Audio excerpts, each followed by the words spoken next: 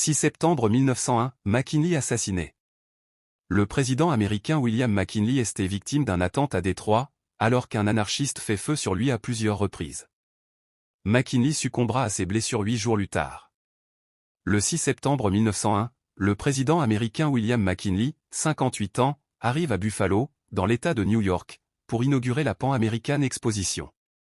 Avocat originaire de l'Ohio, d'abord élu à la Chambre des représentants, McKinley s'est signalé le 1er octobre 1890 par la mise au vote d'une grande loi protectionniste qui porte son nom, le McKinley Tariff. Elle porte à 50% en moyenne les tarifs douaniers sur les importations.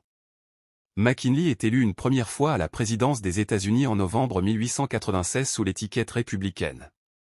Il engage contre l'Espagne une guerre très profitable qui marque le début de l'impérialisme américain et lui vaut une réélection triomphale. C'est donc l'esprit serein, impeccablement vêtu comme à son habitude, qu'il se rend à Buffalo.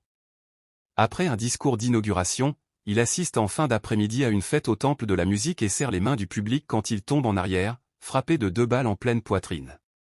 L'assassin est un ouvrier anarchiste au chômage d'origine polonaise, Léon Czolgosz, 28 ans, qui voyait dans le président un « ennemi du peuple ».